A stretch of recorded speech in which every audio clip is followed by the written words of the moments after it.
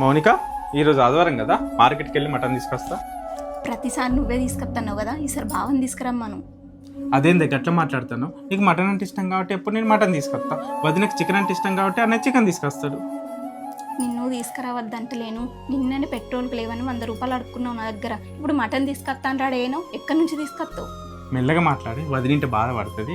నీకెందుకు నేను ఎక్కడ తీసుకొస్తే తెలిసి వాళ్ళ దగ్గర మల్లవారం తను తీసుకొస్తా, నువ్వు ఉండు.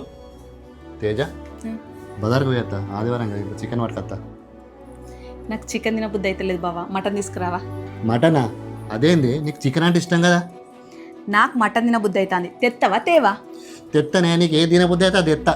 సరే అవును కానీ ప్రతి ఆదివారం తమ్ముడు మటన్ తీసుకొస్తారు కానీ పని ఓకని చెప్పు, మటన్ ఉన్న చికెన్ తీసుకొస్తా.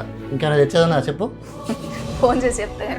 అక్క, నేను అన్న మాటలేనే బావని మటన్ తీసుకురమ్మన్నావు కదా. అదేం లేదు మౌనిక, అబద్ధాలు ఆడకక్క.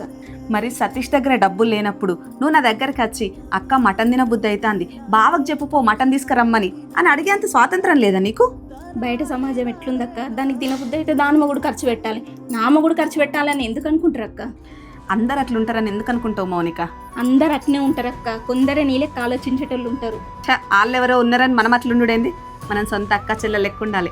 సరే కానీ వాళ్ళు వచ్చేంత వరకు పచ్చిమిరపకాయలు ఉల్లిగడ్డలో కట్ చేద్దాంపా.